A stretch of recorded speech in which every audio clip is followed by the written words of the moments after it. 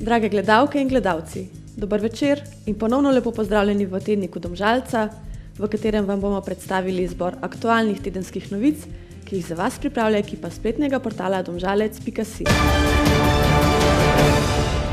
Godba Domžale, najstarejše društvo v občini Domžale, v letošnjem letu praznuje dva jubileja, in sicer 135-letnico delovanja ter 90 let od slavnostnega odprtja godbenega doma Domžale, ki je najstarejši godbeni dom v Sloveniji. V občini Domžale je godba svoje mesto našla na zelo visokem položaju.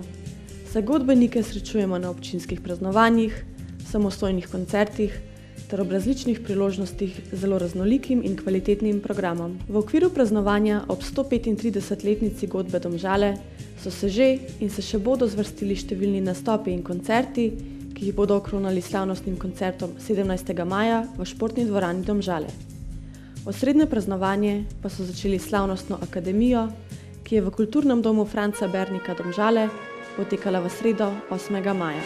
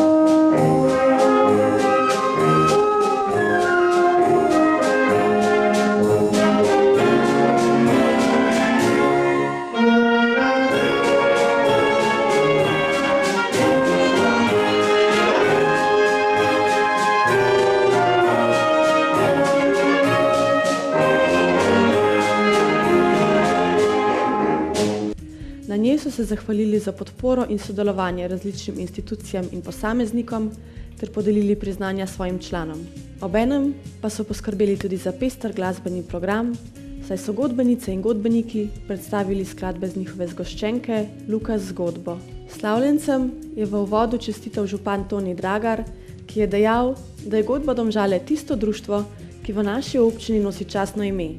Najstarejše društvo v občini Domžale, ki ob tem praznuje še 90-letnico godbenega doma. Po besedah župana, vsaka obletnica posebej govori svojo zgodbo. Zgodbo o uspehu, podprto s prijateljstvom, združevanjem generacij, skupnimi interesi, strastjo do glasbe in skupnim ciljem. Uživati v igranju in v svoje vrste privabljati vse več mladih generacij, ki jim bodo sledile.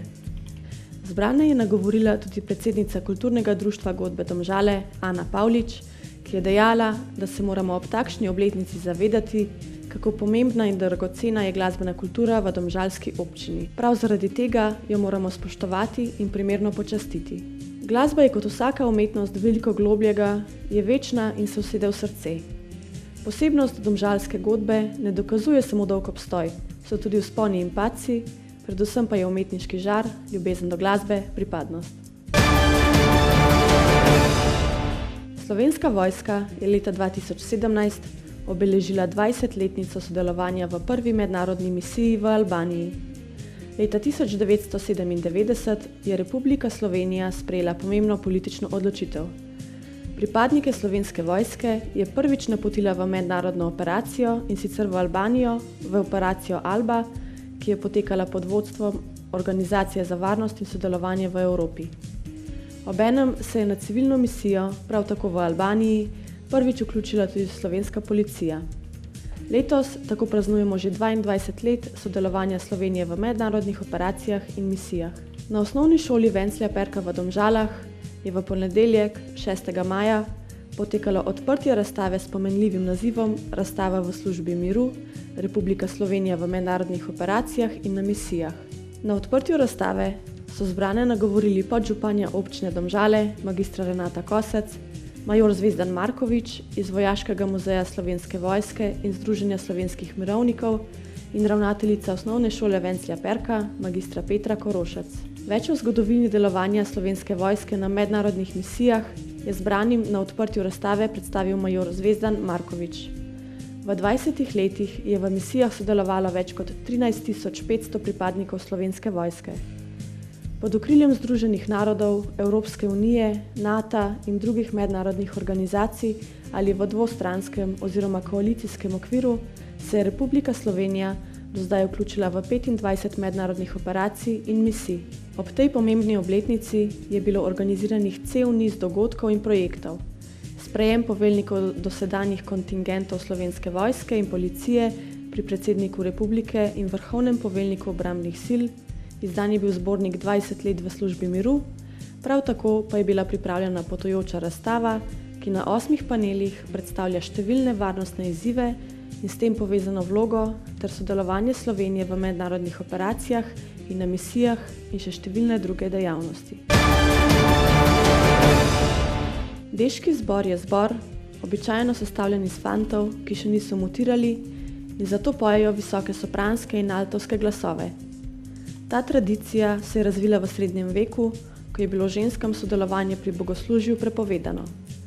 V to tradicijo so vstopili tudi z deškim zborom Schellenburg, saj je tovrstno petje v Sloveniji manj poznano. Deški zbor Schellenburg že 6. sezono združuje fante, stare od 8 do 15 let, iz Ljubljane in širše okolice, nekaj fantov pa prihaja tudi iz Domžal. Na koncertu v torek, 7. maja, v cerkvi svetega Jožefa na Viru pri Domžalah, smo prisluhnili skladbam različnih obdobij cerkvenega leta, od gregorijanskega korala in renesanse do sodobnih slovenskih in tujih skladateljev. Fantje so s petjem najprej sodelovali pri sveti maši, ki jo je daroval virski župnik Aleksander Urek, po sveti maši pa so pripravili še nepozaben koncert. Zbor vodi sestra Božana Kutnar, na orglah pa jih spremlja sestra Diana Novak. Slovenske dunajske dečke je prišla poslušati množica faranov, ki je z dolgimi aplavzi nagradila fantastične deške glasove, ki so odmevali v akustični cerkvi.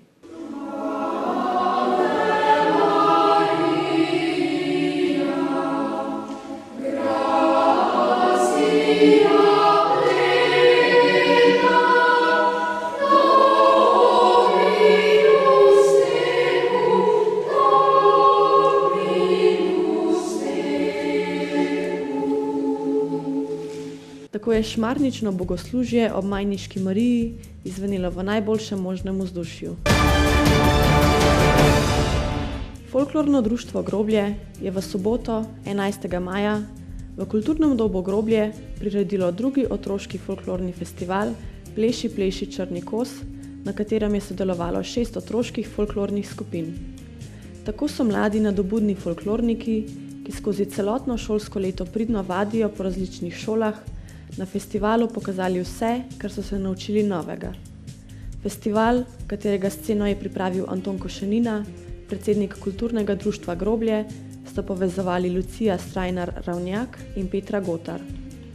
V uvodu drugega otroškega folklornega festivala Pleši, pleši črni kos je nastopajoče in obiskovalce pozdravila magistra Renata Kosec, podžupanja občine Domžale, ki je pohvalila gostitelje, člane folklornega društva Groblje, da so si zadali ta hvalevreden organizacijski zalogaj, kot tudi vodje in glasbeno spremljavo nastopajočih skupin, ki pa jih ne bi bilo, če ne bi bili otroci zainteresirani za plesne vaje in s tem posledično tudi za nastope.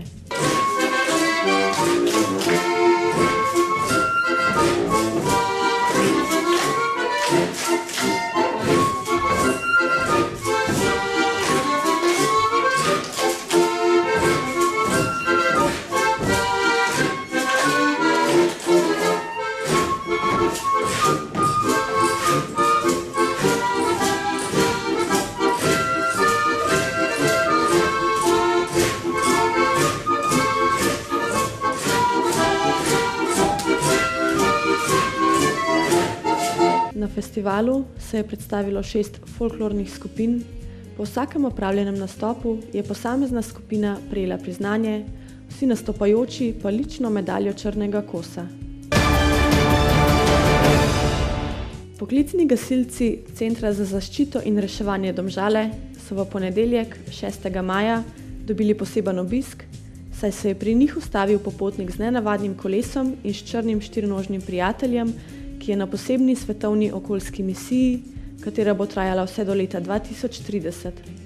Vsaj takšen cilj si je zadal 57-letni Martin Hutchinson iz britanskega Manchestra, za katerim je že 34.000 km pešačenja in 19.000 km narejenih s kolesom.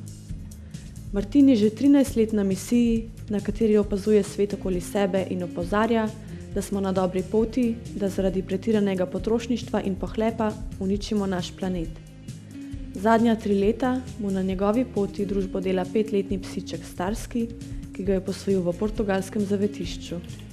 Kljub temu, da si je Martin zadal cilj, da se njegova misija konča leta 2030 v Avstraliji, pa se ne obremenjuje s tem, koliko kilometrov bo naredil na dan. Nikamor se mu ne mudi, saj na svoji poti srečuje zelo zanimive ljudi, ki jim z veseljem predstavi svojo zgodbo in misijo, ki je okoljsko usmerjena. Ker je bil Martin nekoč gasilec, ta poklic je kasneje zaradi stresnega dela zamenjal za bolj umirjenega, mizarskega, se med svojim potovanjem velikokrat ustavi pri gasilcih, pri katerih tudi prenoči. Preden se je ustavil pri domžalskih poklicnih gasilcih, je bil 3 dni v gosteh na gasilski brigadi Ljubljana. V preteklem tednu so na Kolodvorski cesti v Domžalah zabrneli stroji, saj se je na odseku od železniške postaje do Ljubljanske ceste pričela rekonstrukcija ceste, in sicer se bo omenjeno območje preuredilo v območje javnih površin, prvenstveno namenjeno pešcem in kolesarjem, kar bo pomenilo, da v tistem delu ceste ne bo več parkirišč. Rekonstrukcija vključuje zamenjavo celotne infrastrukture pod zemljo ter preureditev celotnega dela tlakovane ceste v enotni višini. Predvidena je ureditev priključka v semaforiziranem križišču z Ljubljansko cesto, javne razsvetljave ter postavitev nove urbane opreme z arhitekturnimi elementi, kot so klopi in stojala za kolesa, ter tudi zasaditev celotnega območja. So se pa v zvezi s preureditvijo Kolodvorske ceste med občani, predvsem pa med etažnimi lastniki stanovanjsko-poslovnega objekta SPB1, porajala vprašanja v zvezi z morebitno zaporo tega dela ceste po končanju del, vsaj tako so namreč razbrali iz obvestil, ki so jih prejeli pred začetkom del, pa tudi iz objavljenih obvestil v medijih. Ker je navedeno, da bo cesta prvenstveno namenjena pešcem, kolesarjem in dostavi, je marsikdo pomislil, da bo cesta zaprta za ves promet. Na občini Domžale so v zvezi s tem povedali, da bo po zaključku del tam še vedno potekal enosmerni promet kot do sedaj. Če pa bo razvoj v prihodnosti pokazal potrebo po zaprtju ali pa o morebitnih prireditvah, pa bo cesto možno zapreti. Se pravi, da bo cesta funkcijo opravljala enako kot do sedaj, s tem, da tam ne bo več parkirnih mest, saj bo del ceste namenjen pešcem in kolesarjem. Bodifitov tek na Stari grad, ki bo letos potekal 24. maja, bo ponovno ponudil veliko športnih užitkov ter dobro pogostitev na Starem gradu, za katero bo poskrbela ekipa grajske terase. Medtem ko se tekačice in tekači že pripravljajo, pa so organizatorji že pregledali traso ter začeli s pripravami na njej. Vodja športnih programov na Zavodu za turizem, šport in kulturo Kamnik, Franci Kramar, nam je zaupal, da bo trasa teka za odrasle potekala po tako imenovanih vlakah in od lani, ko je tek potekal prvič, ni spremenjena. Trasa teka ni zahtevna in je pripravljena tako, da je primerna za vse tekače in ne samo za ljubitelje gorskih tekov. Celotna trasa bo v času teka dobro označena. Cenejše predprijave so možne samo še do 19. maja, zatem bo štartnina znašala 15 €. Posebna ugodnost pa je na voljo za tiste, ki bi se radi udeležili tudi Veronikinega teka, ki bo letos 12. oktobra. Cene prijave za oba teka hkrati je 20 €. Prijave so možne preko sistema prijavim.se. Število tekačev je omejeno, zato organizatorji priporočajo pravočasno prijavo. To je vse za 10. Se vidimo naslednjič. Ponovno vabljeni v našo družbo prihodnji ponedeljek ob 20. uri. Seveda pa vabljeni k rednemu spremljanju novic na našem spletnem portalu domžalec.si, na katerem boste našli tudi koledar prihajajočih dogodkov.